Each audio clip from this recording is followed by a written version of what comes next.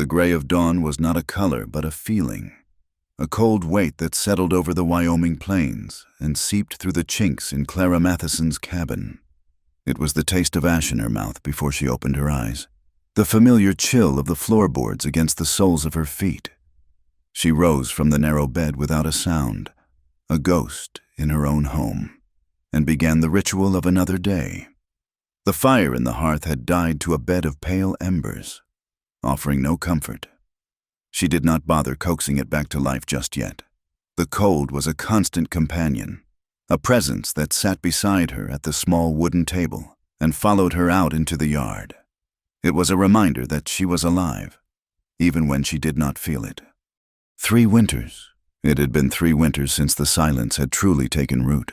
Before that, there had been noise. There had been Samuel's deep, rumbling laugh that could shake the dust from the rafters, and the small, insistent cries of baby Thomas, a sound that had been the pivot around which her entire world turned. Now, the only sounds were the ones the world made without her, the relentless moan of the wind across the grasslands, the creak of old wood, the frantic scratching of a mouse in the walls. Sometimes, the memories came without warning. They would ambush her in the middle of a task, sharp and clear as a shard of glass. She would be kneading dough, her hands white with flour, and suddenly she would feel the phantom weight of Thomas in her arms, his small head nestled in the crook of her neck. She would see Samuel's face, not as he was at the end, pale and slick with the sweat of the fever, but as he had been on the day they finished building this cabin. His smile had been wide and proud, his eyes full of promises for the future, a future that had died with him on that very same floor, just a few feet from where she now stood. The fever had come on fast and cruel, a thief in the heart of the blizzard. It took Thomas first.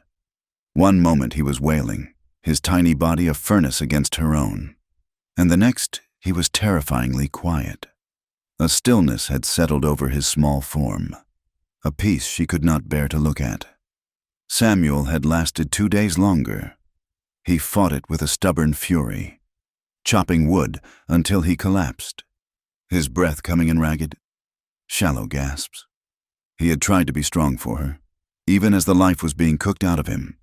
His last words had been a hoarse whisper, her name, a question he did not have the strength to finish. She had held his hand until it grew cold, and then she had sat between their 2 still bodies for a full day, waiting for the fever to take her too. But it never came. It had left her behind, the sole occupant of a home that had become a tomb. She had buried them herself when the ground thawed, under the lone cottonwood tree by the creek, and a part of her had been buried with them. The people in the nearby town of Redemption kept their distance. In the beginning, there had been casseroles and sad, pitying looks from the other women. Mrs. Gable from the mercantile had brought a jar of preserves and told her that the Lord worked in mysterious ways. But Clara's grief was not the soft, acceptable kind. It did not yield to platitudes or prayer. It was a hard, silent thing that made people uncomfortable. It clung to her like the dust of the plains. Soon, the pity curdled into suspicion. Whispers followed her when she went to town for supplies. They said the homestead was cursed. They said she was touched by sorrow, that she communed with the dead. The children would sometimes dare each other to run to the edge of her property, then flee with shrieks of frightened laughter, as if the air around her cabin was poisoned. She did not mind. Their fear was a wall that kept the world at bay, and she had come to prefer the solitude. It was honest. The silence of the plains did not pretend to care. Today, the wind had a different voice. It was sharper, more menacing. It carried the scent of snow and the promise of a deep, biting cold. Looking west, she saw the sky was the color of a fresh bruise, a dark, roiling mass of clouds that was swallowing the horizon. A bad storm was coming. A knot of anxiety tightened in her stomach. Her woodpile was dangerously low, and the pantry was nearly bare. She had been putting off the trip to town, loath to face the stares and the whispers. And now it was too late. She pulled on Samuel's old woolen coat, the sleeves too long. the shoulders too broad.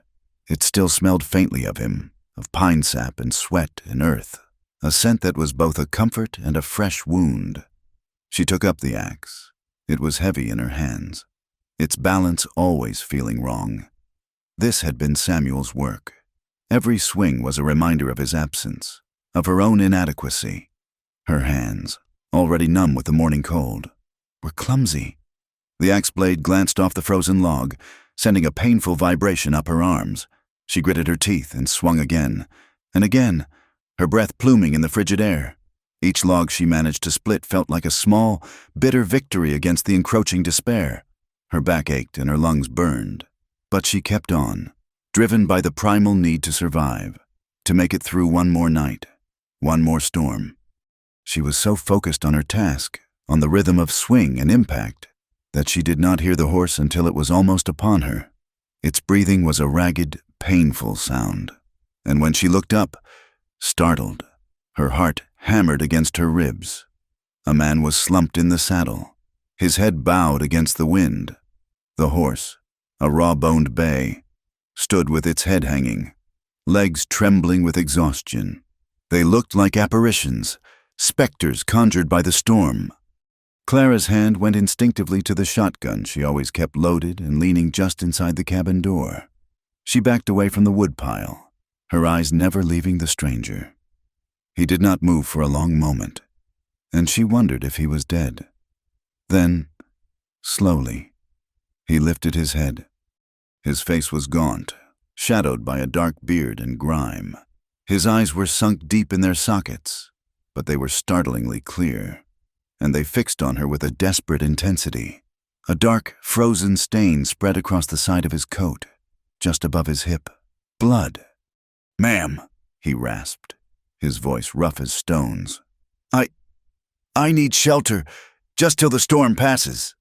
Fear warred with a flicker of something else, something she had not felt in years.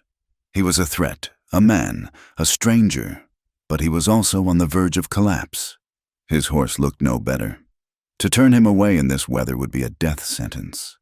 Her father, the preacher, had raised her on stories of the Good Samaritan, but her father had never been a woman alone, miles from anywhere, with a heart full of ghosts. "I have nothing for you," she said, her voice tight and unused. The shotgun felt solid and reassuring in her hands. He swayed in the saddle, and for a moment, she thought he would fall. "Not asking for charity, just the barn, a roof, for my horse." He seemed to care more for the animal than for himself. She hesitated, the wind whipping strands of her hair across her face, stinging her eyes. She saw the exhaustion in him, the pain he was trying to hide. He was not a threat. He was a dying man. And what did she have left to lose? "The barn," she said, her voice sharp. "You can stay in the barn, but you try anything. You so much as look at the house, and I will shoot you. Do you understand?" A flicker of relief passed over his face. He nodded, a small, jerky movement. "Thank you, ma'am. Name's Jessie McCrae." She did not offer her own name. She watched as he slowly, painfully, dismounted. He stumbled, catching himself on the saddle, his face pale. She gestured with the shotgun barrel toward the dilapidated barn. "Over there is hay, and a water pump. Nothing else." He led the horse, each step an obvious effort. Clara followed a safe distance behind. The shotgun held steady. She watched him settle the animal in an empty stall, removing the saddle with slow, deliberate movements. He ran a hand down the horse's flank, murmuring something soft to it. Then he slumped down in the hay, his back against the rough-hewn wall, and closed his eyes. Clara stood in the doorway of the barn for a long time, the wind howling around her, the first flakes of snow beginning to swirl in the air.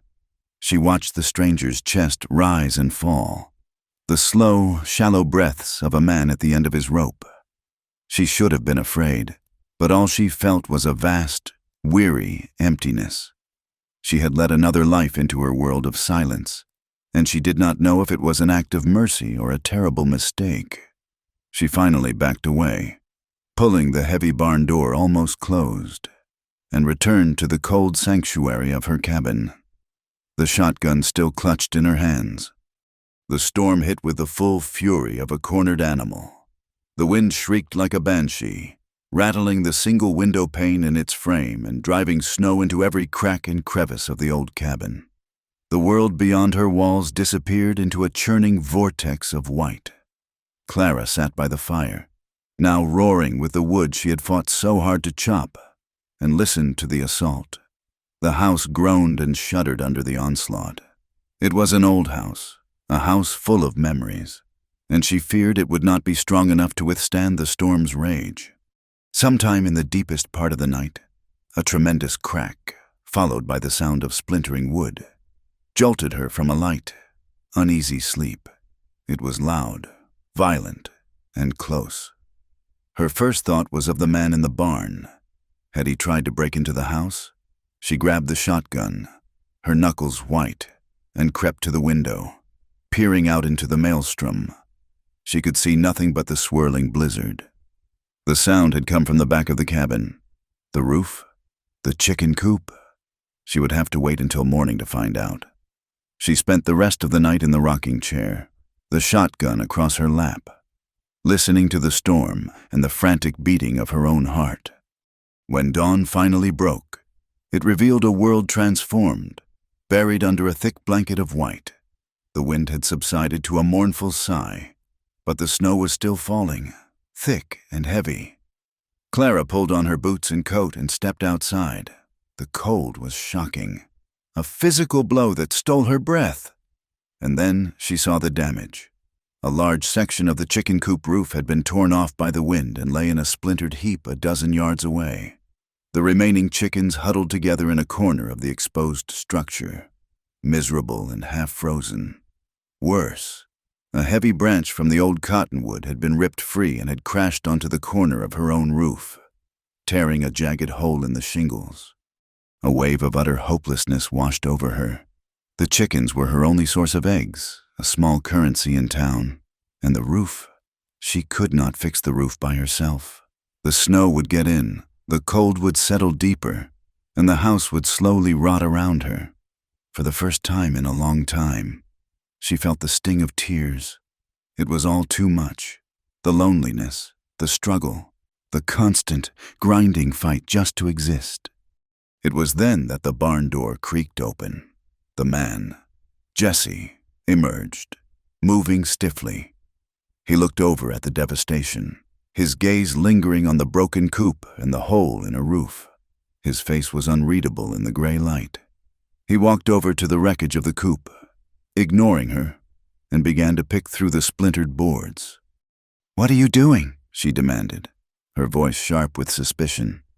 He did not look at her. He just kept working, pulling salvageable planks from the pile. "Fixing your coop," he said simply. He was favoring his left side, and she could see a fresh bleed of red soaking through his coat, but his hands were steady. He found a hammer with a broken handle amidst the debris and set to work, his movements economical and practiced. She watched him, stunned into silence. He worked for hours, never stopping, never speaking. He tore away the broken parts of the structure and, using the salvaged wood and some old nails she had in a coffee can, began to rebuild it. He was a carpenter, or had been one. He knew what he was doing. The cold did not seem to bother him. He just worked, his breath pluming around him, his focus absolute. Clara stayed by the cabin door, shotgun still in hand but now held loosely, almost forgotten. She watched a man she did not know, a man she had threatened to kill, save a small, vital piece of her world. By midday, the coop was patched. It was an ugly, clumsy repair, but it was solid. It would keep the snow out and the chickens in. Jesse stood back to inspect his work, then turned to her. "The roof will need more than I can give it," he said, "but that should hold for now." The storm had passed. The snow had stopped falling, and a weak, watery sun was trying to break through the clouds. The world was clean and white and silent. "The storm's over," she said. the words feeling like stones in her mouth. "You can go now." It was what she had to say. It was the rule she had made. He nodded, not a flicker of surprise or disappointment on his face. "Yes, ma'am." He walked to the barn and returned a few minutes later leading his horse. He did not ask for food or water or payment. He simply swung himself up into the saddle, his movements still stiff with pain. He looked down at her one last time. "Much obliged for the shelter," he said. Then he turned the horse and rode away. A solitary dark figure against the vast, blinding white of the snow-covered plains. Clara stood on her porch and watched him go. She watched until he was just a small speck in the distance, and then until he disappeared completely. The silence he left behind was heavier than before. It was a hollow ache in her chest, a feeling of loss that was new and strange and deeply unsettling. She had pushed him away, back out into the unforgiving world, just as the world had pushed her into this lonely existence. That night, the cabin was colder than ever, despite the roaring fire. The patched-up coop stood as a testament to the stranger's brief presence.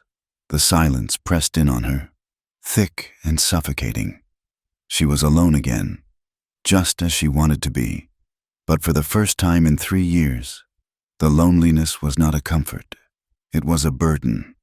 She stared into the dancing flames, the only living, breathing thing in the room with her. The ghosts of Samuel and Thomas were quiet tonight, pushed aside by the memory of a different man's quiet resolve. A single tear traced a path through the grime on her cheek. She whispered the words into the fire, a desperate, hopeless prayer to no one at all. "I do not want to be forgotten." But there was no one there to hear. 4 days passed. The world outside Clara's cabin thawed into a muddy, gray landscape, the snow receding like a painful memory. She fell back into the rhythm of her solitude. But it was different now. The silence felt heavier, the emptiness more profound. She found herself glancing toward the horizon, a knot of something she refused to name tightening in her chest whenever a distant shape resolved itself into a coyote or a deer. She was angry at herself for this foolishness. He was a drifter, a phantom brought in by the storm and sent away with its passing. That was all.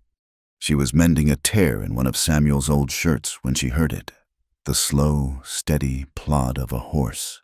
Her heart gave a single, hard thump against her ribs. She set the sewing aside and went to the window.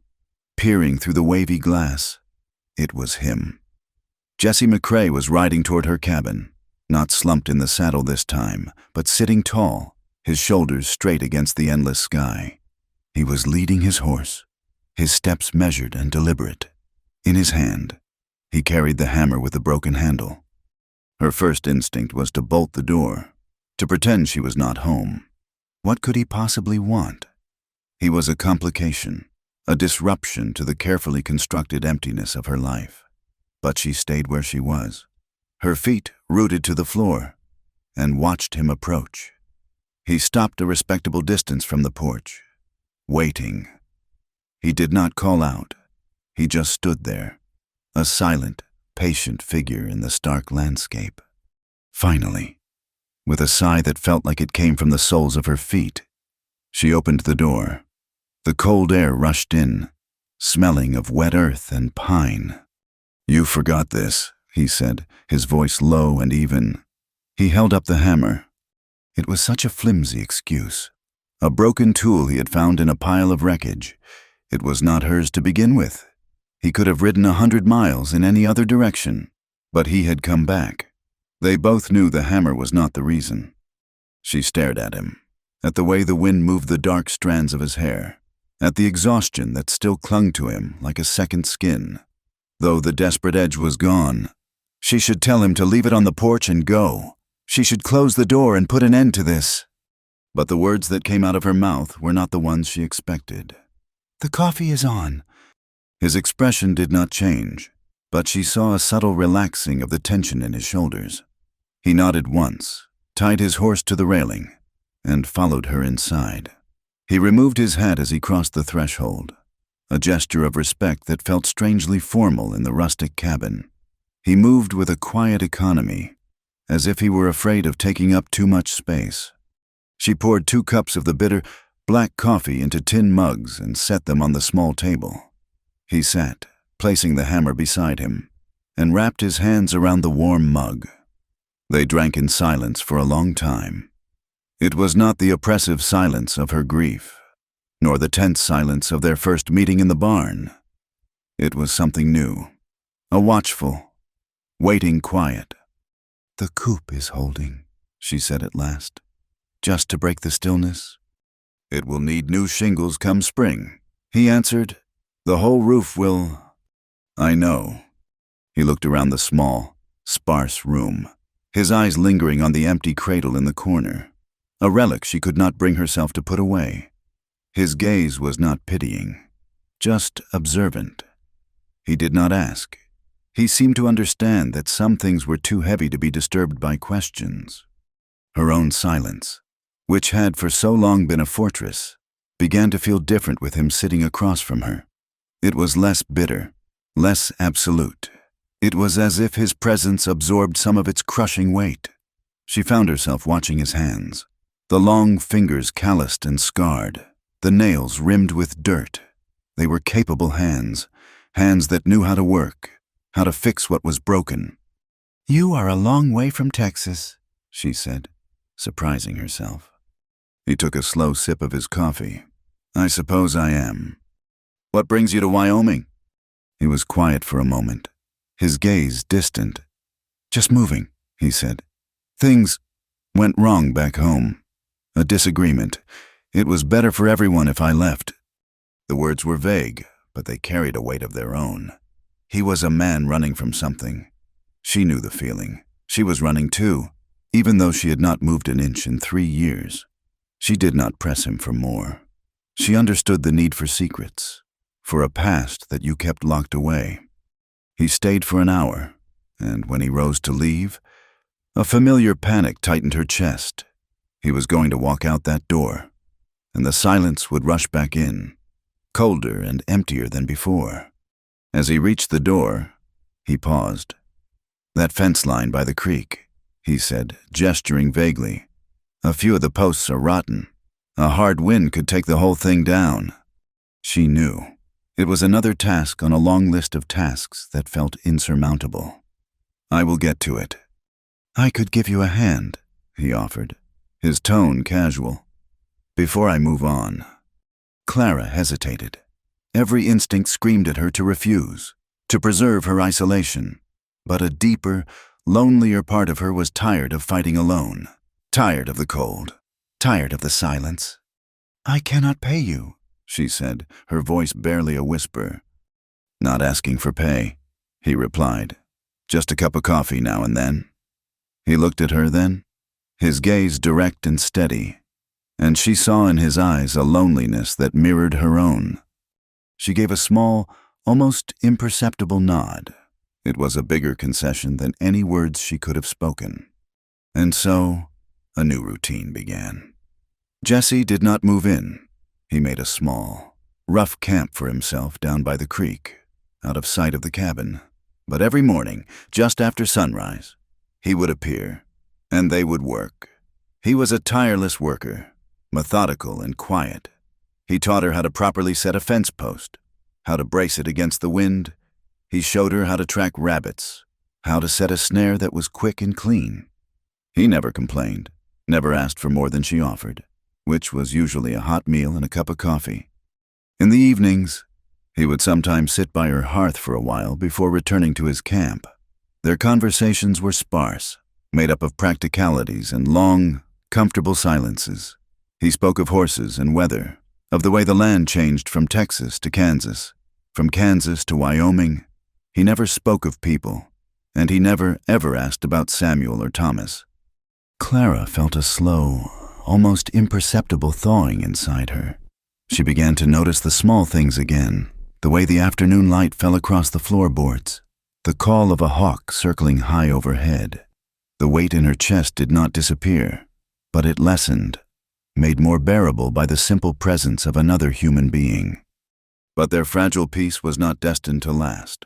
Her closest neighbor, if one could call a man who lived 2 miles away a neighbor, was a rancher named Malachi Brogan. He was a hard man with a florid face and small, cruel eyes. A man who had bought up most of the smaller homesteads in the area.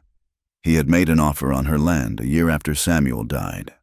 An offer she had flatly refused. He had not taken the rejection well. One afternoon, Brogan rode up to the fence line where she and Jesse were working. He sat atop a magnificent black horse, looking down at them with open contempt.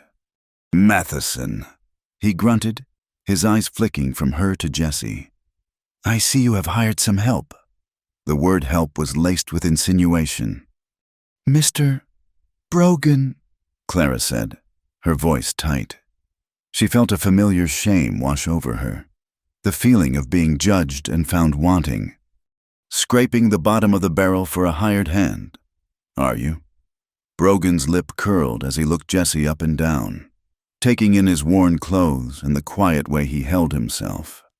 Jesse did not say a word. He just kept twisting wire around a post, his movements deliberate, his face a mask of indifference. But Clara could see the tightening of the muscles in his jaw. "He is just passing through," Clara said quickly, "helping with some repairs." "Repairs?" Brogan scoffed, a nasty laugh rumbling in his chest. "Is that what they are calling it these days? I remember when your father was the preacher in Redemption. He would have some choice words about his daughter entertaining drifters and vagrants. A fallen woman, tending a cursed plot of land." The word struck her like a slap. Fallen. That is what they all thought. Her father had preached of fire and brimstone, of righteousness and sin. He had been a man of rigid faith, and she had been his dutiful daughter. But her faith had died with her family, buried under the frozen earth. In the eyes of the town, her grief had made her strange, and her independence had made her a sinner. Harboring a man like Jesse was simply the final proof of her disgrace. "You should watch your mouth, Brogan," Jesse said, his voice quiet but carrying a deadly edge. He had not looked up from his work, but the threat was unmistakable. Brogan's eyes narrowed. "You watch your place, drifter. This is a decent community. We do not take kindly to your sort. Or hers." He spat a brown stream of tobacco juice near Clara's feet, then wheeled his horse around and galloped away, leaving a thick, ugly silence in his wake. Clara felt herself trembling, a mixture of rage and humiliation burning in her throat. She wanted to scream at him, but she also wanted to curl up and disappear. Jesse finally straightened up and looked at her. "You should not be here," she whispered, the words torn from her. "He is right. They will talk. It will only make things harder." "Do you want me to go?" he asked, his gaze searching her face. She looked away, toward the vast, empty plains. The thought of him leaving, of being truly alone again with the whispers and the ghosts, was unbearable.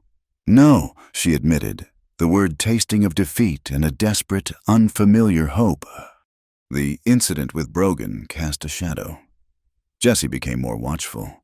He would often stop his work to scan the horizon, his body tensed, listening for something she could not hear. She realized he was not just running from a memory in Texas. He was being followed. The knowledge settled in her stomach like a cold stone. His presence brought her a measure of comfort, but it had also brought danger to her doorstep. One evening, a week later, he came to the cabin after skinning a pair of rabbits for their dinner. His hands and forearms were stained with blood. "I will wash up outside," he said, heading for the water pump. "No," she heard herself say. "It is too cold. Use the basin inside." He hesitated, then nodded, and came in. He poured water from the kettle into the small ceramic basin on the washstand. He unbuttoned his shirt and shrugged it off, turning his back to her as he did, and Clara froze. His back was a landscape of scars, old scars, white and silvered, crisscrossed his skin in a terrible, chaotic pattern. Some were thin and straight, like whip marks. Others were jagged and deep, the kind a knife would leave. They spoke of a history of violence and pain that she could barely comprehend. They were not the scars of a simple disagreement. This was the work of pure hatred. She stared, unable to look away. A wave of emotions washed over her, shock, a deep, aching pity for the pain he must have endured. And something else, something she had not allowed herself to feel in years. It was a flicker of warmth, a primal, protective urge that was terrifying in its intensity. It was the stirrings of a desire to soothe, to touch, to offer comfort to this broken, solitary man. She felt a blush creep up her neck, a feeling so foreign it was like a stranger inhabiting her body. She said nothing. She could not. She simply watched as he washed the blood away, his movements methodical, oblivious to her gaze. When he was done, he put his shirt back on, and the terrible map of his past was hidden once again. But she could not unsee it. That night, the air in the small cabin was thick with unspoken things. They ate their meal of rabbit stew in near total silence. The image of his scarred back was burned into her mind. After they had eaten, he sat in the small chair by the fire, cleaning his knife with a piece of oiled leather. She sat in a rocking chair, her mending lying untouched in her lap. The firelight cast flickering shadows on the walls, making the small room seem alive with secrets. He finished with his knife and looked over at her, his eyes soft in the warm light. He looked at her not as the town did, as a madwoman or a sinner, but as if he were seeing the person she was, the person buried beneath years of grief. "Who were you?" he asked, his voice gentle, almost a whisper. "Before all this?" The question was so simple, so direct. It bypassed all her defenses. He was not asking about Samuel or the baby. He was asking about her. Clara, the preacher's daughter who loved to paint wildflowers, the young wife who had dreamed of a house full of children, the woman who used to laugh. She opened her mouth to answer, to say a name that was no longer hers, to speak of a life that felt like it belonged to someone else. But no words came out. A great silent sob caught in her throat. She looked at him, this quiet, scarred man who had seen more pain than she could imagine, and she felt the fortress around her heart finally, irrevocably, crack. She did not answer him. She could not. She just sat there in the flickering firelight as silent tears began to trace paths down her face, washing away the dust and the sorrow of 3 long, lonely years. Jesse did not return to his camp by the creek. The change happened without discussion, a silent acknowledgement that the space between the barn and the cabin had become an arbitrary and unnecessary distance. He began to sleep in the hayloft, the scent of dried alfalfa and old leather clinging to his clothes. His presence became a steady, quiet rhythm in the background of her days. He was there when she woke, a thin curl of smoke already rising from the chimney where he had coaxed the embers back to life. He was there in the evenings, a solid shadow sitting across the hearth, his stillness a counterbalance to the restless ghosts of her memory. Trust was not a thing that was given. It was built, piece by piece, like a stone wall. It was built in the small, shared rituals that began to define their days. She, in turn, taught him the alchemy of flour, water, and yeast. Her hands, once hesitant and weak, became sure again as she showed him how to knead the dough, how to feel for the exact moment of elastic perfection. He was a clumsy student at first, his large, calloused hands better suited for an axe handle than a delicate loaf. But he was patient. He listened, and he learned. A genuine, small smile touched his lips the first time he pulled a perfectly browned, fragrant loaf from the oven himself. The sight of it, so unexpected and rare, made something in Clara's chest ache with a feeling that was dangerously close to joy. In return, he brought the scent of the barn into her kitchen, laying out pieces of worn leather tack on the table. He taught her how to mend it, his hands guiding hers as he showed her how to use an awl and waxed thread. He explained that a broken strap at the wrong moment could mean the difference between life and death for a man on his own. She learned to read the history of the leather, to feel for the weak spots, to make a stitch that was both strong and clean. It was practical, essential work, and under his tutelage. Her hands grew stronger, more capable. They were no longer just the hands of a grieving woman, but the hands of a survivor. Their days were filled with work, their evenings with a quiet companionship. Yet, a chasm of unspoken history still lay between them. They were two people defined by what they had lost, and the names of their ghosts remained unsaid. One afternoon, they were clearing debris from the creek bed, a task left undone since the last spring flood. The work was hard, pulling waterlogged branches from the thick mud. But the sun was warm on their backs. They stopped to rest in the shade of the great cottonwood tree, the one that stood sentinel over the two small mounds of earth that marked her family's graves.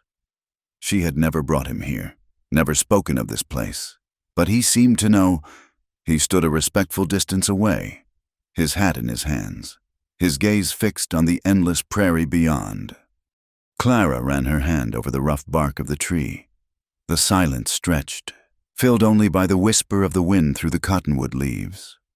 "His name was Thomas," she said, the words feeling foreign on her tongue, rusty from disuse. "My son." Jesse did not turn. He remained still, giving her the space to speak.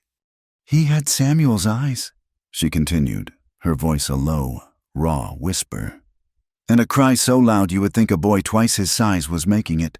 He was only 6 months old when the fever came. I held him until he grew cold. We buried him here.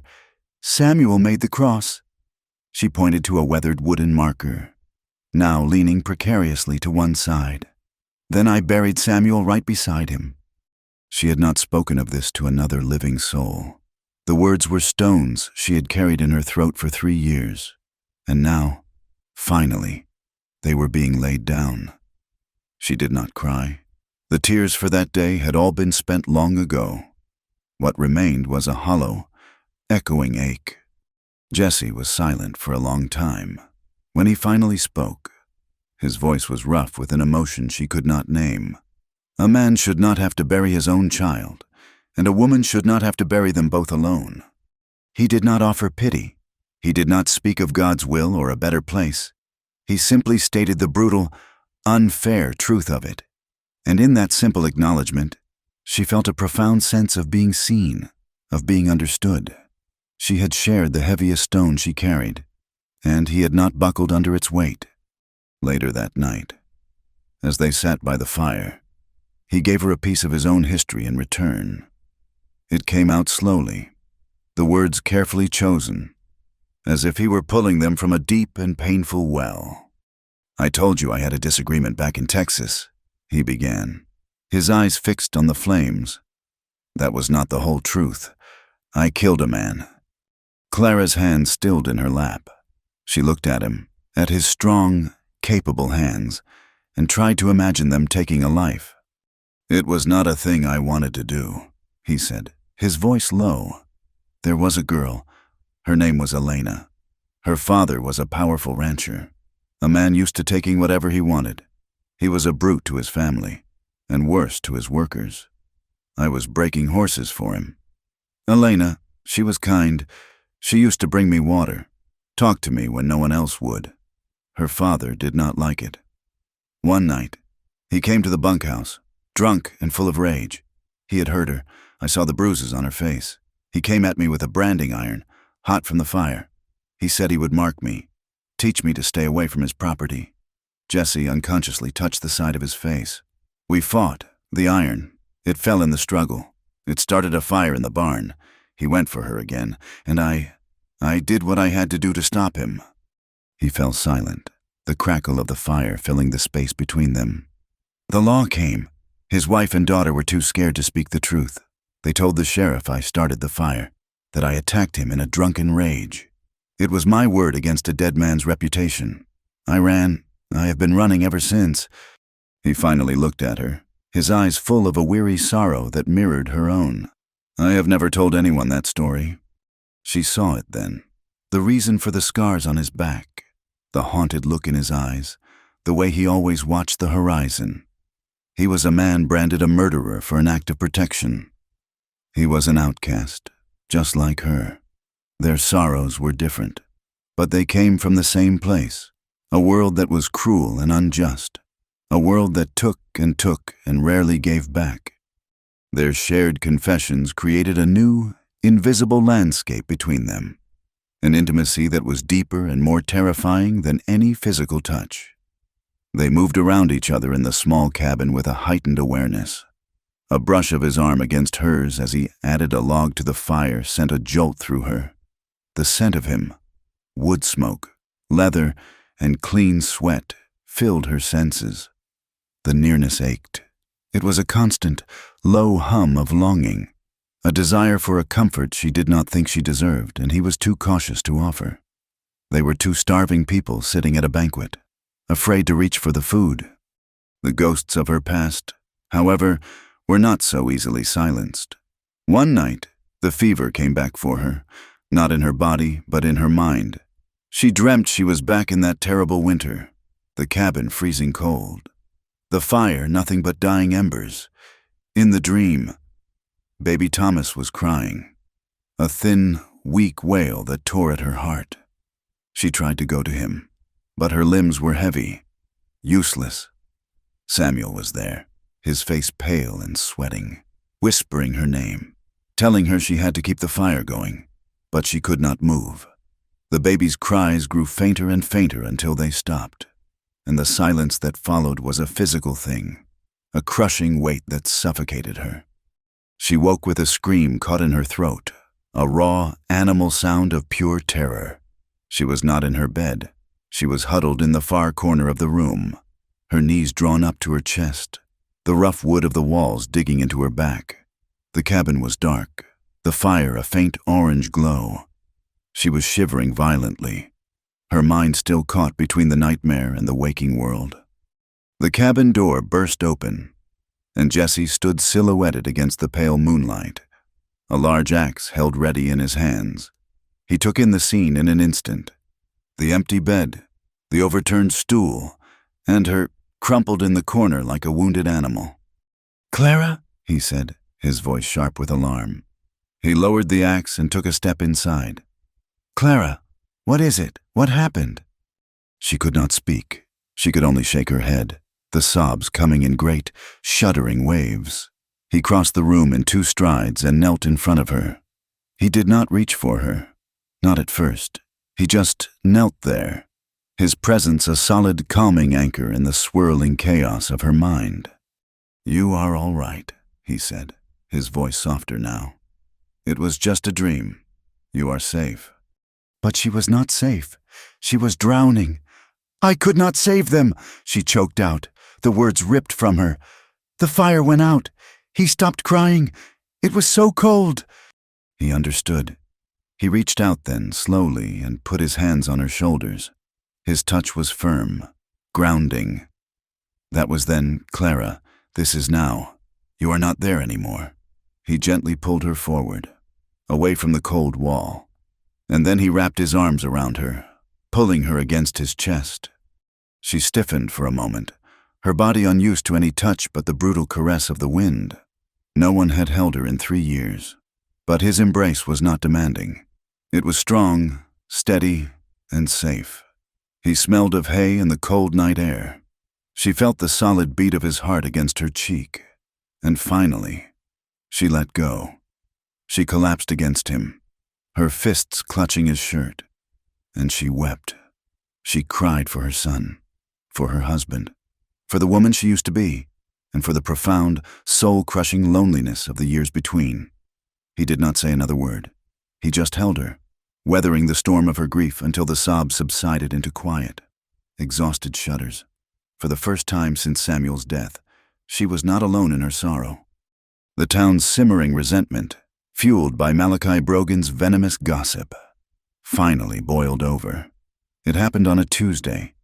Jesse had gone to check his snares, and Clara was scrubbing the cabin floor, the harsh scent of lye soap filling the air. She was humming, a small, tuneless sound she had not made in years. The sound died in her throat as a loud crack echoed through the cabin, followed by the tinkle of shattering glass. She scrambled to her feet, her heart pounding. The window was broken, a jagged hole gaping in the center. On the floor, amidst the shards of glass, lay a heavy rock. It was painted with a word in crude, dripping red, a word of 5 letters, designed to strip a woman of all dignity, to brand her as unclean. It was a word her father used to preach against with righteous fury from the pulpit. Shame, hot and sickening, washed over her. She felt exposed, violated. This was not just a broken window. It was an invasion. They had thrown their hatred into the heart of her home. When Jesse returned, he found her sweeping up the last of the glass, her face pale and set. He saw the rock, saw the hateful word painted on it, and his face transformed. The quiet, watchful man disappeared, replaced by someone she had never seen before. His eyes turned to dark, cold stones. A muscle in his jaw twitched. His hands curled into fists at his sides. "Brogan," he said, the name a curse. He turned and strode toward the barn. "Jesse, no!" she cried, running after him. "Where are you going?" "To town," he said, his voice a low, dangerous growl. He was already throwing a saddle on his horse. "To have a conversation with Mr. Brogan." "Shoo, you cannot," she pleaded, grabbing his arm. "It is what he wants. He wants a fight. They will call the sheriff. Jesse, please." "He cannot do this," Jesse snarled, his rage a palpable force. "He cannot call you that. No one can." "It is just a word. It is just a rock," she cried, her desperation growing. "It does not matter what they think, what they say. All that matters is this." She gestured around them. At the cabin, the barn, the fragile peace they had built. "If you go into town and fight him, you will lose this. We will lose this. They will run you out of the county. Or worse. Please, Jesse, do not do this. Do not let them win by destroying what we have." He stared down at her, his chest heaving, his face a mask of conflict. He looked from her pleading eyes to the distant dirt track that led to town. He was a man who had been pushed and hunted, a man whose instinct was to meet violence with violence. But he saw the genuine terror in her eyes, not fear of Brogan, but fear of losing him. Slowly, the fury in his eyes receded, replaced by a deep, wrenching frustration. He let out a long, ragged breath and uncurled his fists. He slumped against the horse, his head bowed. "All right, Clara," he whispered. "All right." That night, neither of them could bear to be in the cabin with its boarded-up window, a constant reminder of the town's hatred. They ended up in the barn, the air sweet with the smell of hay. He was sitting on an overturned bucket, sharpening his knife with the long, angry strokes of a whetstone. The rhythmic scrape of steel on the stone was the only sound. Clara came and stood before him. The moonlight slanted through the open hayloft door, illuminating the weary lines on his face. He had fought his own instincts for her. He had chosen peace over pride. For her.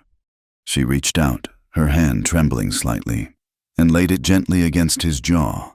His skin was rough with stubble, warm beneath her palm. He stopped sharpening the knife, his head tilting into her touch, his eyes closing for a fraction of a second. The anger and tension seemed to drain out of him, replaced by a profound weariness. The air between them was thick with everything they could not say. He looked up at her, his eyes dark and full of a longing that mirrored her own. Her thumb stroked his cheek. It would be so easy for him to lean forward, to close the small distance between them and kiss her. It was what she wanted. In that moment, she wanted it more than she had wanted anything in a very long time. But he did not. He held himself perfectly still, his restraint a testament to a respect so deep it hurt. He would not take what she was not yet ready to give. He would not risk shattering the fragile, precious thing they were building. He placed his hand over hers, his fingers warm and strong, and simply held it there against his face. He did not kiss her, but his eyes, locked on hers in the pale moonlight, begged her to let him stay. The morning after the rock was thrown, a fragile peace settled over the homestead. But it was the quiet of a battlefield after the fighting has stopped, heavy with unspoken casualties. The air was thick with the decision Jesse had made during the long, dark hours of the night. He had watched Clara sleep, her face troubled even in dreams, and he knew he could not stay. He was a magnet for trouble, a ghost who brought his hunters with him. The fragile life they were building was a house of cards, and he was the coming wind. He waited until she was sitting at the table, a cup of coffee held in hands that were still not entirely steady. He stood by the hearth, unable to sit, unable to look at her directly. "I am leaving, Clara," he said, the words falling like stones into the quiet room. She looked up, her eyes wide with a pain that was sharper than any surprise. "No," she said simply. "You cannot." "I have to," he insisted, his voice low and strained. "Look what happened. That window. The things they are saying. As long as I am here, they will not leave you be. Brogan will not stop. And there are others. The men from Texas. Sooner or later, they will find me. I will not have that fight happen on your land. I will not have you in the middle of it." "This is my land," she countered, her voice gaining a strength he had never heard before. She stood up, facing him. "My home. I will not be driven out of it by Malachi Brogan, and I will not let you be driven away by ghosts from Texas. We can face them, together." The wordway hung in the air between them, a beautiful, impossible thing. He wanted it more than he wanted his next breath, but the image of her, pale and terrified, standing over the shattered glass, was burned into his mind. He remembered the bruises on Elena's face. He had a history of failing to protect the people he cared for. He would not fail again. "There is no way in this," he said, the lie tasting like ash in his mouth. "This is my fight. I brought it here, and I will take it away. I will be gone by nightfall." He could not bear the look in her eyes, a mixture of betrayal and desperation. He turned and walked out of the cabin before she could say another word, before she could break the resolve he was clinging to by a thread. Clara stood frozen in the center of the room, the silence he left behind a roar in her ears. He was doing this to protect her. She knew that. He was trying to be noble, to absorb all the danger himself. But he was wrong. Disappearing again would not save him. It would only condemn him to a life of looking over his shoulder, of sleeping with one eye open, until his past finally caught up with him in some nameless, lonely place. And it would condemn her to a silence she was no longer sure she could survive. The reclusive widow, the woman who had hidden from the world for 3 years, was gone. In her place was a woman with something to lose. A sudden, fierce courage ignited within her. It was a terrifying, unfamiliar feeling, but it was stronger than her fear. She would not let him walk away. She would not let the town's hatred or his past win. She strode to the peg by the door, grabbed her worn coat, and for the first time in years, she marched toward the barn with a purpose that had nothing to do with lonely chores. She was going to town. As she saddled her mare, a skittish animal she rarely rode, she heard the sound of approaching riders. Her heart leaped, thinking it was Jesse leaving already, but it was just the Gable boy from the next homestead over, out chasing a stray calf. He reined in his pony, his eyes wide. "Morning, Mrs. Matheson," he stammered, clearly surprised to see her. "You best be careful. There are 2 mean-looking men in town, at the saloon. They were asking Mr. Brogan all sorts of questions about a fella, a drifter, Mr. Brogan. He pointed them out this way." The boy's words hit Clara like a physical blow. They were here. Jesse's past had arrived. She gave the boy a shaky nod of thanks and watched him ride off, her mind racing. There was no time. She had to get to the sheriff. The ride to redemption was a blur of grim determination. She ignored the way the townspeople stopped and stared as she rode down the main street. A ghost returned to the world of the living. She ignored the women who gathered their skirts and whispered behind their hands. She dismounted in front of the sheriff's office, the wood-planked sidewalk feeling unsteady beneath her feet. Sheriff Miller was a man in his 50s, with a weary face and a drooping mustache. He looked up from his paperwork, his expression one of pure astonishment. "Mrs. Matheson, what can I do for you?" Clara's throat was dry. She gripped the edge of his desk to steady herself. "Sheriff, I have come to speak to you about Jesse McCrae." Miller's face hardened slightly. "I have heard a lot about Mr. McCrae these last few days. None of it good.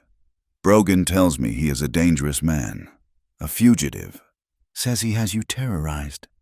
"Malachi Brogan is a liar," Clara said, her voice quiet but ringing with conviction. "Jesse McCrae is a good man, an honorable man. He has helped me. He has protected me. He fixed my fence. He repaired my chicken coop. He asks for nothing in return. The trouble that has come to my home has come from Mr. Brogan and his lies, not from Jesse." The sheriff leaned back in his chair, studying her.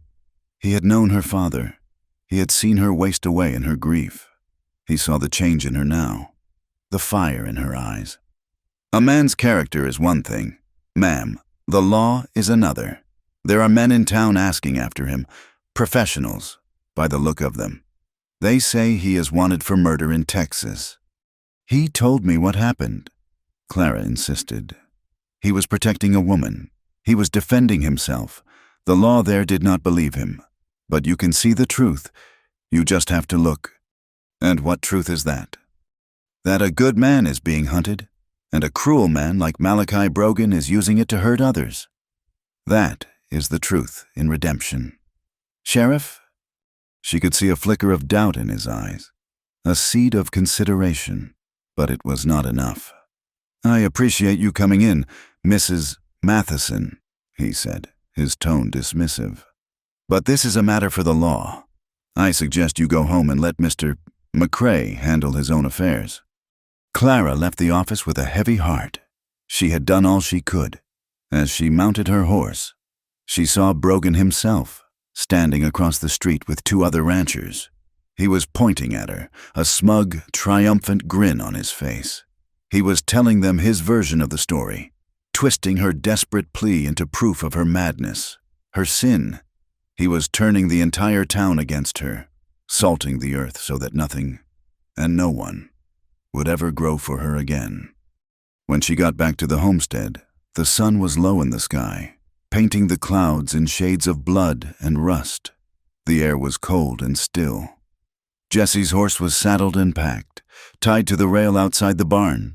He was leaving. She had failed. She found him inside, rolling his thin bedroll. He looked up as she entered, his face etched with a deep, sorrowful resolve. "You should not have gone to town," he said quietly. "It only made things worse." "I had to try," she whispered, tears welling in her eyes. "Jesse, do not go. They are here, in town. The Gable boy saw them. They know you are here. Running will not save you." "It is not about saving me," he said, his voice raw. He slung the bedroll over his shoulder. "It is about saving you. If they come, I want them to find me on the trail, far away from here." He walked toward her, pausing a few feet away. "Clara, He stopped, unable to say the words. Goodbye was too final. He reached out, his hand hovering for a moment before he gently touched her cheek. His thumb brushed away a tear. "You be safe," he whispered. Then he turned and walked out of the barn. She watched him go, a sob catching in her throat. This was it. The silence was coming back. But it was a different sound that broke the evening quiet. Not silence, but the crunch of boots on gravel. Two men stepped out from behind the cabin, blocking Jesse's path to his horse. They moved with a predatory confidence. Their long dusters swept back to reveal the pistols holstered at their hips. One was tall and thin, with a face like a weasel. The other was broad and brutish, a thick scar running through his left eyebrow. "Jesse McCrae," the thin one said, his voice a dry rasp. "It has been a long ride. The price on your head has gone up. You should be flattered." Jesse did not flinch. He slowly, deliberately, set down his bedroll. He moved his hands away from his body, showing they were empty. "I have no quarrel with you, Sipes," he said. "This does not concern the woman. Let us take this away from here." The brutish one, the one with the scar, laughed. "We are not going anywhere. The boss wants you brought back, one way or another. He also said to leave a message with anyone who helped you."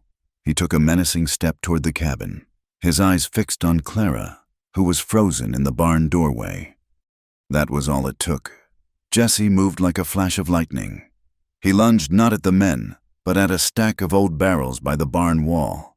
Shoving them over, they crashed to the ground, scattering in every direction, creating a momentary diversion. In that split second, Jesse launched himself at the brutish man, driving his shoulder into the man's gut. The fight was a blur of desperate, violent motion. Jesse was a skilled fighter, but he was unarmed and outnumbered. Sipes, the thin one, drew his pistol, but could not get a clean shot as Jesse and the other man grappled in the dirt, trading brutal, punishing blows. Clara watched in horror as the larger man landed a heavy fist on Jesse's jaw, sending him stumbling back. Sipes moved in, pistol whipping Jesse across the side of the head. Jesse fell to one knee, dazed, blood streaming from a cut on his temple. The brutish man kicked him hard in the ribs, then pounced, his huge hands wrapping around Jesse's throat, forcing him onto his back. He squeezed, his face a mask of cruel effort. Jesse's face began to turn a dark red, his hands clawing uselessly at the man's thick wrists. He was being strangled. He was going to die, right here, in her yard. Something inside Clara snapped.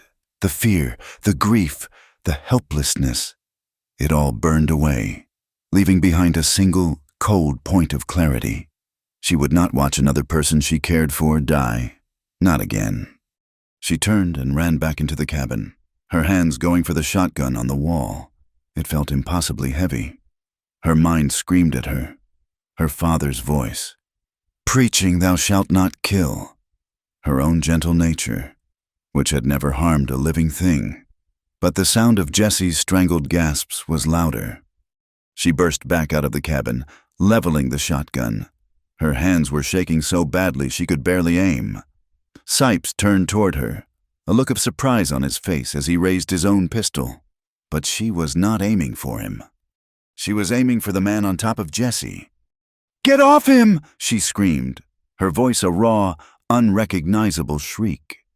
The man looked up, his grip tightening on Jesse's throat. Clara did not hesitate. She closed her eyes and pulled the trigger. The roar of the shotgun was deafening, a physical blow that slammed her back against the door frame. It was the loudest sound she had ever heard. When she opened her eyes, the brutish man was on the ground, howling, clutching his leg, which was a mess of blood and shredded denim. The shot had done its work.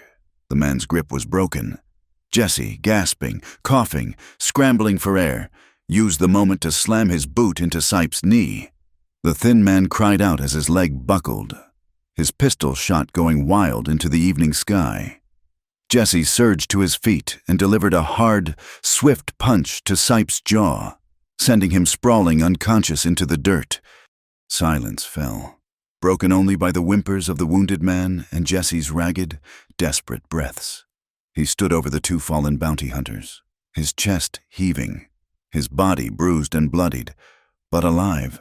He looked at Clara, who was still leaning against the cabin, the shotgun hanging limply from her hand, her face as white as a sheet. It was then that they heard the thunder of approaching hoofbeats. Sheriff Miller reined his horse to a skidding halt in the yard, his own pistol drawn. He had heard the shot from the main road. He took in the scene in a glance, the two downed men he had seen in town. One shot, one out cold. Jesse, battered but standing, and Clara, the grieving widow, holding a smoking shotgun. The truth of the situation was laid bare in a way no words could have conveyed. "Clara," Jesse breathed, stumbling toward her. The sheriff dismounted, his eyes moving from the bounty hunters to Jesse. "Looks like I got here at the end of the story," he said, his voice grim. "Maybe you should tell me the beginning, son." The danger was over. The sheriff took control, tying up the conscious bounty hunter and slinging the unconscious one over his horse. He promised to send the doctor out and listen to Jesse's full account in the morning. And then they were gone, leaving behind the trampled dirt, the smell of gunpowder, and the heavy silence of the aftermath. Clara finally let the shotgun fall from her nerveless fingers. Her whole body was trembling, a violent, uncontrollable shudder. Jesse came to her, his face a mess of cuts and bruises. He reached for her, and she fell into his arms, burying her face in his torn and dusty shirt. He led her inside, into the quiet of the cabin. He sat her down in the rocking chair, his movements gentle despite his own pain. He lit a lamp, the soft yellow light pushing back the encroaching darkness. He knelt before her, taking her trembling hands in his. "Are you all right?" he asked, his voice rough. She could only nod, unable to speak. She looked at the blood on his face, the cut on his temple, the dark bruise already forming on his jaw. Her hands went to the water basin, her movements automatic. She dipped a clean cloth in the cool water and began to gently wipe the blood from his lips. He winced, but his eyes never left hers. They were filled with an emotion so deep, so raw, it stole her breath. He caught her wrist, his grip surprisingly gentle. The cloth fell from her fingers. He held her hand, his thumb stroking the pulse that was still hammering at her wrist.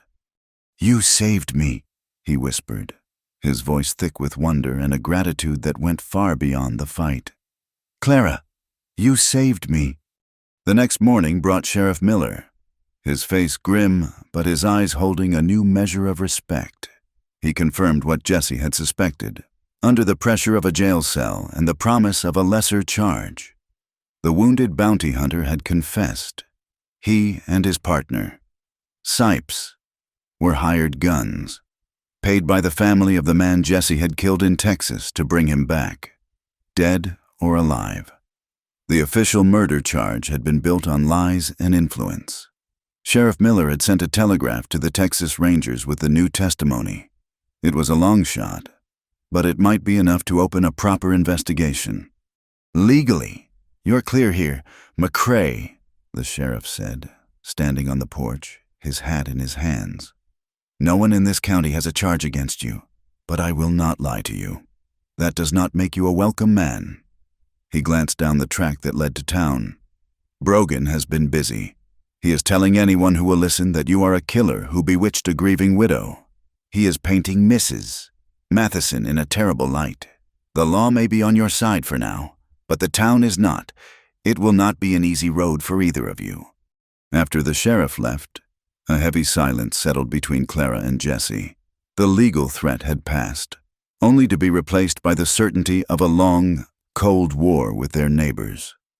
Jesse stood looking out at the horizon, the posture of a man ready to start walking again. Clara could feel him preparing to pull away, to take the trouble with him as he had always planned. The thought was a physical pain, a closing of her throat. She stepped up beside him, her shoulder almost brushing his arm. "He is wrong," she said quietly. Jesse looked down at her, a question in his bruised and tired eyes. "It will not be an easy road," she clarified, her voice gaining strength. "He is wrong about that. It will be easy, because you are not going anywhere." It was not a question. It was a statement of fact. He turned to face her fully, his expression a mixture of disbelief and a deep, wounded hope. "Clara, you heard him. Staying here, I will only make your life harder. You will be an outcast because of me." "I was already an outcast," she replied, a sad smile touching her lips. "I was a ghost. People were afraid of my grief. Now they can be afraid of my happiness. I do not care what they think. But I care what you think. She took a deep breath, laying her own heart bare for the first time. I am not offering you a place to stay out of pity, Jesse, or out of gratitude. I am offering you a home because I want you in it. This is your home now, if you will have it. He searched her face, looking for any sign of doubt, of obligation. He found none. He saw only a raw, honest want that mirrored the desperate longing in his own soul. He slowly raised a hand, his knuckles grazed and swollen from the fight, and gently traced the line of her jaw. I will have it, he whispered, his voice thick with emotion. That night, the chill of late winter seeped through the newly boarded window. After a quiet supper, as the fire in the hearth burned low, an unspoken truth settled in the small cabin. There was one bed. For weeks he had slept in the barn, a safe distance away. But the violence of the previous night had shattered that distance, forging a new, unbreakable bond between them. To retreat to the barn now would feel like a step backward, a denial of the home she had offered him. Clara was the one who broke the silence. The nights are still cold, she said, her gaze fixed on the fire. The bed is warmer with two.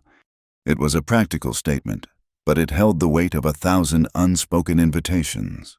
Jessie looked at her, then at the narrow bed that had been hers and Samuel's, the bed where she had slept alone for 3 long years. He gave a single, solemn nod. There was an awkward shyness as they prepared for bed. 2 solitary people, unlearning the habits of loneliness. When they finally lay side by side under the heavy quilt, they did not touch. They lay stiffly, inches apart, listening to the sound of each other's breathing and the dying crackle of the fire. The space between them was charged with a tension that was both terrifying and exquisite. Slowly, tentatively, Jesse reached across the divide, his hand covering hers. His fingers were warm and strong, a solid, grounding presence in the dark. She turned her hand over, her fingers lacing with his. It was a simple, profound connection, a promise. She felt him shift, turning onto his side to face her. In the faint, flickering light from the embers, she could see the landscape of his face, the bruises and cuts from the fight, the deeper, older lines of sorrow and weariness. He raised his other hand and gently brushed a strand of hair from her forehead. His touch was feather-light, full of a reverence that made her heart ache. He leaned in, his movement slow, giving her every chance to turn away. But she did not move. She met him halfway. Their first kiss was not one of fire and passion. It was soft, hesitant, a question asked and answered. It tasted of wood smoke and coffee and the salt of unshed tears. It was a kiss of profound gratitude, of shared survival.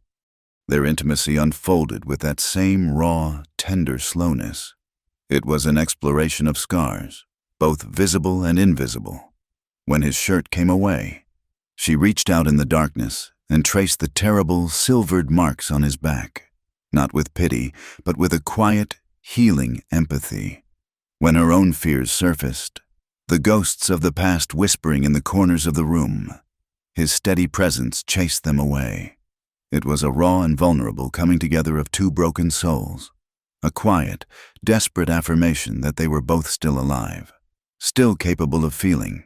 It was less a physical act and more a sacred, unspoken conversation, a mending of things long thought shattered beyond repair. Afterward, they lay tangled together in the quiet dark, the quilt pulled up to their chins. Clara felt a peace settle over her that she had not known in years, a deep, bone-weary contentment. She thought he had fallen asleep, but then he spoke, his voice a low whisper against her hair. I never believed I could be wanted again, he said, the words heavy with the weight of years spent on the run, years spent believing he was a poison to anyone who got close. Not like this. The simple, heartbreaking honesty of his confession broke something open inside her, a dam she had built around her heart 3 years ago, a dam of grief and anger and numbness, finally burst. A great, shuddering sob escaped her. Then another. She began to cry. But these were not the tears of sorrow she had shed in her nightmare. This was not the empty weeping of a lonely woman. This was a flood of release. She cried for the years she had lost to the gray fog of grief, for the joy she thought she would never feel again, and for the overwhelming, terrifying, beautiful feeling of this man's arms around her. It was the sound of a frozen river finally breaking apart in the spring thaw. Jesse just held her tighter, his own silence a testament to his understanding, and let her cry until there were no tears left. With the arrival of spring, a season of rebuilding began. It was as if the homestead itself, long dormant under Clara's grief, was waking up alongside her. Jesse was a tireless and skilled worker. He felled 2 tall pines from the woods behind the property, and together they spent days stripping the bark and sawing them into usable lumber. The sharp, clean scent of fresh-cut pine filled the air, a perfume of new beginnings. He spent a week on the roof, tearing off the old, rotted shingles and replacing them with new ones, his hammer tapping out a steady, reassuring rhythm from dawn until dusk. Clara would bring him water, and they would sit together on the peak of the roof, sharing a lunch of bread and cheese, looking out over the greening plains that were their entire world. For the first time, it did not look like a prison. It looked like a kingdom.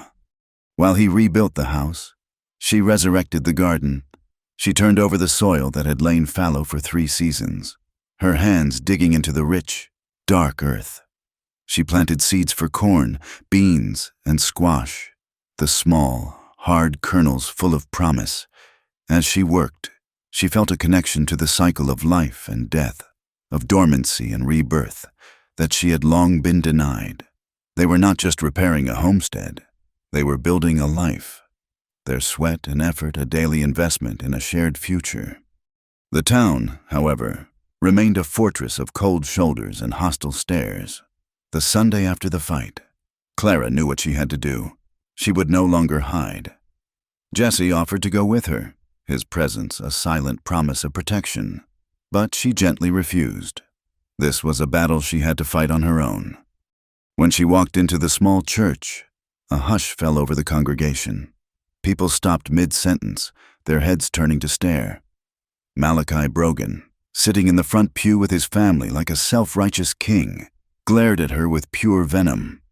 Clara's heart hammered against her ribs, but she kept walking until she stood at the front, before the pulpit where her father had once preached. She did not raise her voice. She did not point fingers. She simply spoke her truth, her voice quiet but clear in the suffocating silence. "I have not been in this house for 3 years," she began, her gaze sweeping over the familiar, hostile faces. "For 3 years, I have been alone on my homestead with my grief.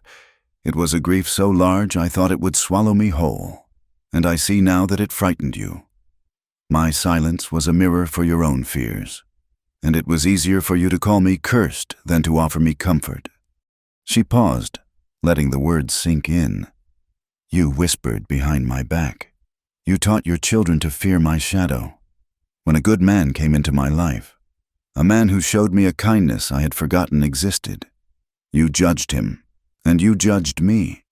You threw a rock through my window to call me a name you would not dare say to my face." Her eyes rested for a moment on Brogan, who looked away. "I am not here to ask for your forgiveness," she said, her voice growing stronger. "I am here to tell you that I am no longer afraid of your whispers. I have buried a husband and a child. I have faced down my own ghosts in the dark. Your judgment holds no power over me anymore. Jesse McCrae is a good and decent man, and he is a part of my life.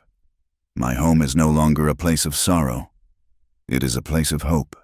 You can share in that hope, or you can cling to your hatred. The choice is yours." She finished and turned, her legs trembling, and walked back down the aisle through the stunned, absolute silence. As she reached the door, a small, wrinkled hand touched her arm.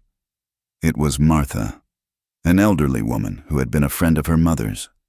The old woman's eyes were full of tears. She did not say a word.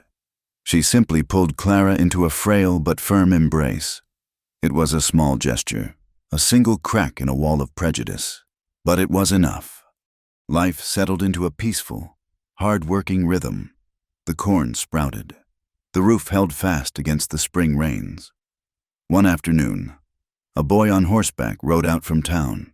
He carried a letter for Jessie, forwarded from a friend in Cheyenne. Jessie opened it, his brow furrowed in concentration as he read. He was quiet all through supper. Later, as they sat on the porch watching the sun set, he handed her the letter. It was an offer from a man he had once worked for, a trail boss named Goodnight. He was putting together a crew for a big cattle drive, from Texas up to the railheads in Kansas. The work was hard, the pay was good, and the offer was for Jessie to be his second in command. It was a chance to earn real money, enough to buy his own stock, to secure their future. But it meant being gone for 4, maybe 5 months. He watched her as she read, his heart in his eyes. "I do not have to go," he said quietly. Clara folded the letter, her hands trembling. The thought of him leaving, of the silence returning to the homestead, was a cold fist clenching in her gut. But she looked at his face, at the hope and the conflict warring there. This was a chance for him to reclaim a piece of the life that had been stolen from him, to be the provider he wanted to be. To deny him that would be a selfish act, an act of fear, and she was done with being afraid. Tears welled in her eyes, but her voice was steady. "You should go," she said. "We need this, for our future." He pulled her into his arms, burying his face in her hair. 5 months is a long time." "It will pass," she whispered, her own tears now falling freely onto his shirt. She pulled back to look at him, her hands framing his face. "If you go," she said, her voice breaking on a sob, "just promise me you will come back." She took a ragged breath, giving voice to her deepest fear, the one that had haunted her for years. "I do not want to be forgotten." The morning he left was hushed and gray, the world holding its breath in the pre-dawn chill. They stood by his horse, the sky to the east just beginning to pale. There were no grand speeches, no desperate pleas. All the important words had already been said. He held her, his arms wrapped around her as if trying to memorize the feel of her. And she clung to him, pressing her face into the worn fabric of his shirt. He smelled of coffee and leather and the faint, clean scent of the coming day. "Before the first snow," he whispered into her hair, repeating the promise that would become her mantra for the coming months. "Before the first snow?" she echoed, her voice thick. She stepped back, her hand still holding his, and managed a small, brave smile. "The work will be waiting for you." He swung up into the saddle, his movements fluid and sure. He looked down at her, his face a mask of love and regret. And for a moment, neither of them breathed. Then he gave a curt nod, a silent promise, and turned his horse south. Clara stood on the porch and watched him ride away, a solitary figure shrinking against the vast, empty canvas of the plains. She watched until he was a memory, a speck of dust swallowed by the horizon. And then she turned, squared her shoulders, and walked back into the home they now shared to face the long, silent summer alone. But this was not the crushing, passive solitude of her widowhood. This was a solitude of purpose. Every sunrise brought a fresh list of chores, tasks she now faced with a competence and strength she had learned from him. She mended the fence where a nervous deer had broken through, her stitches neat and strong. She weeded the garden, her hands becoming chapped and calloused as she coaxed the green shoots from the dark earth. The homestead thrived under her care. The corn grew tall, and the chickens, safe in their repaired coop, laid a steady supply of eggs. She was no longer a ghost haunting the edges of her own life. She was its master. Each night, after the work was done, she would light a lamp and sit at the small wooden table. She would take out a precious sheet of paper and a pencil stub, and she would write to him. She had no way to send the letters, no idea where the cattle drive might be on any given day. But that did not matter. The letters were a tether, a way of pulling him close across the miles of dust and distance. "My dearest Jessie," she wrote one evening in July, "the air thick with the hum of cicadas. The corn is knee-high, and I believe we will have a fine crop. I think of you when the sun is high and hot, and I wonder if you are staring at that same sun, surrounded by a sea of cattle. The nights are the hardest. The bed feels too large without you. I pull your pillow close, but it is a poor substitute for the real thing. Come home safe." "So, Jessie," she wrote in late August, a storm rumbling in the distance. "Old Martha from the church rode out today. She brought me a jar of spiced peaches and told me I look well. I believe that is the first compliment I have received in 4 years. The town still keeps its distance, but the fear is gone from their eyes. Now it is just a stubborn sort of judgment, which I find I can bear much more easily. I hope the trail is treating you kindly. I hope you are eating well. I miss the sound of your voice." The letters were a chronicle of her days and a testament to her heart. She stacked the finished pages in a small wooden box, a growing collection of conversations with a man who could not answer. They were an act of faith, a belief in his return. The first sign of trouble came in early September. It was a faint, hazy smell on the wind, the scent of something vast and ancient and angry. A wildfire. For 2 days, it was a distant threat, a smudge of brown smoke staining the northern horizon. But on the 3rd day, the wind shifted, and the smoke became a thick, choking cloud that turned the midday sun into a dim, orange disk. The fire was coming, and it was coming fast. Panic rippled through the scattered homesteads. Clara saw the Gable family trying to load a wagon, their movements frantic and clumsy. Malachi Brogan rode past her property at a full gallop, his face pale, leading a string of his best horses toward the river. He did not even glance her way. The fire was an indiscriminate beast. It did not care about reputations or grudges. Clara worked with a calm, focused efficiency. She opened her fence gates to give any livestock a chance to flee. She soaked blankets in the water trough and spread them over her roof. She filled every bucket she owned with water from the pump. As she worked, she saw the glow on the hills grow brighter, and she could hear the terrible, deep roar of the flames, like a freight train that would not stop. Just as she was securing her own cabin, she saw Mrs.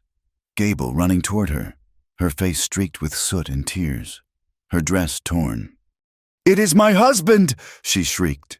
"He went back for the strongbox, and the house, the barn is already gone. Oh, God, Clara, help me!" The woman who had once whispered that Clara was cursed was now begging for her help. Without a second thought, Clara grabbed a wet cloth, tied it around her face, and ran toward the Gable homestead. The heat was a physical blow, the air thick with embers that stung her skin. The barn was a roaring inferno, and flames were already licking at the roof of the main house. She found Mr. Gable staggering out the front door, his arm badly burned, coughing and gasping for air. "My family?" he choked out. "They are safe, back on the road," Clara assured him, helping him away from the house. "Mrs." Gable ran to her husband, sobbing with relief, and then her face went slack with a new, more terrible horror. "Where is Sarah?" she screamed. "Where is my baby?" They all looked back at the house, now belching thick, black smoke from the windows. The youngest child, a girl of 4, was still inside, while the Gables stood frozen in terror. Clara moved. She did not think. She acted. She wrapped the wet blanket tighter around her head and plunged back into the burning house.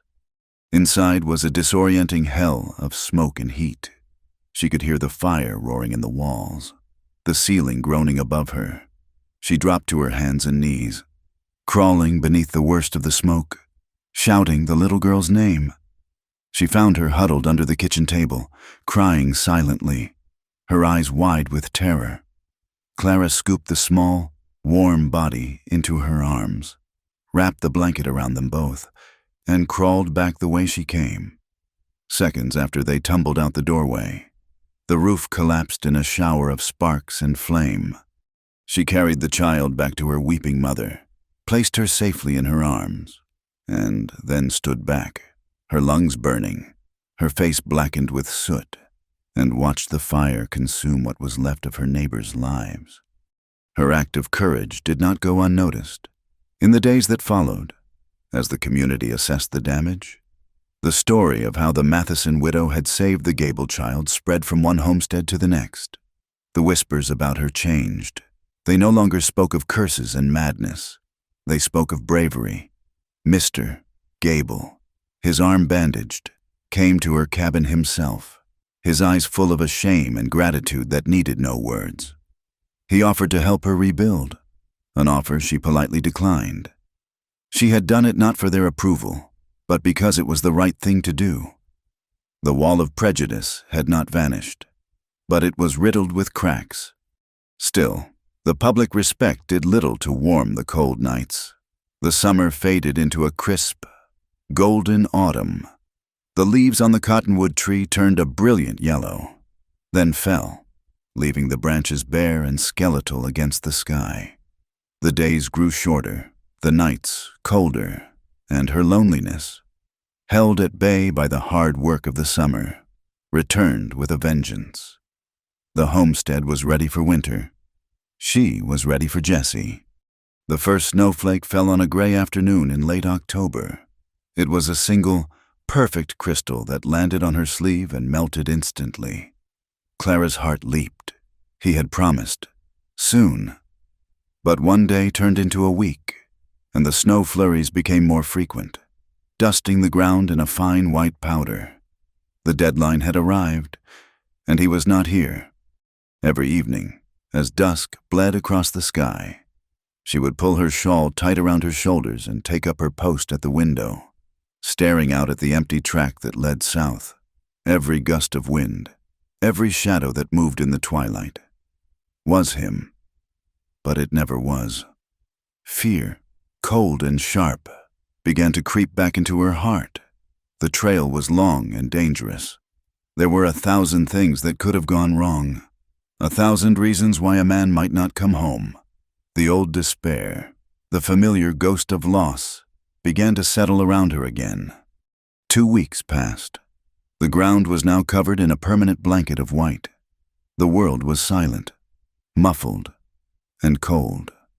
She had almost given up hope. She sat by the fire one evening, the box of his unsent letters on her lap, a single tear tracing a path down her cheek.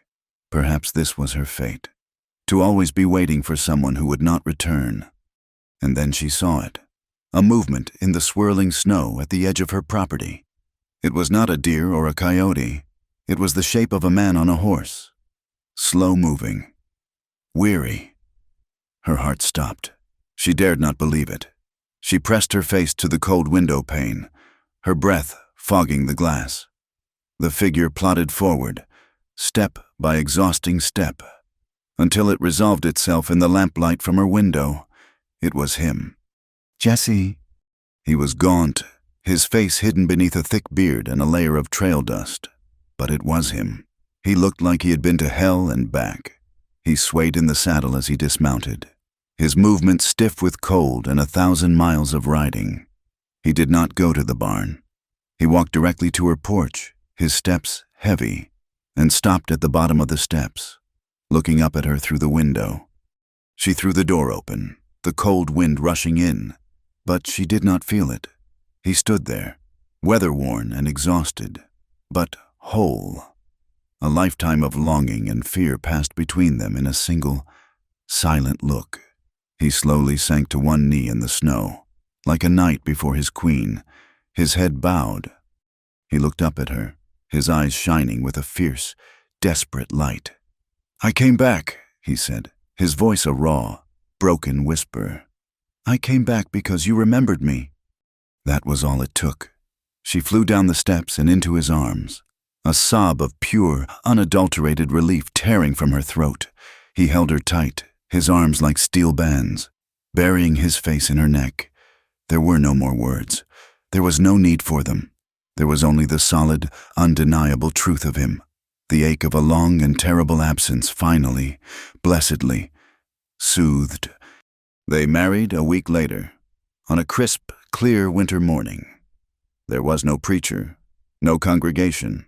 Their only witnesses were the vast blue sky and the silent, snow-covered plains. They stood together under the bare branches of the cottonwood tree, the place where her greatest sorrows were buried. She wore her best dress, and he wore a new shirt she had sewn for him. They exchanged simple, quiet vows, promises not of forever, but of every day, one after the other, together. He placed a simple, hand-carved wooden ring on her finger. As they stood there, hand in hand, the place of loss was transformed. It became a symbol not of what was gone, but of what had endured, and what was just beginning. The final scene of their story was not a grand one. It was a simple Tuesday in early spring. The snow had melted. The earth was soft and full of promise. They were out in the field, working side by side, planting the first rows of corn. The Wyoming wind was cold, a constant, nagging presence, but it no longer chilled them to the bone. Jessie would dig the hole, and Clara would follow behind, dropping 2 seeds into the dark, rich soil. They moved in a comfortable, easy rhythm, a silent dance they had perfected over the months. He looked over at her, her face smudged with dirt, a stray strand of hair blowing across her face, and he smiled. She caught his eye and smiled back, a genuine, easy smile that reached all the way to her eyes. They were 2 solitary souls who had found their other half in the heart of a harsh and unforgiving land. They had faced down ghosts and guns, fire and fear, and they had come through it all, together. The wind was cold, but their hearts were finally, irrevocably, warm. They were no longer forgotten. Thank you for listening to our story. We invite you to subscribe to the From Wild West channel, share your thoughts in English, and comment with where you are listening from to connect with fellow fans.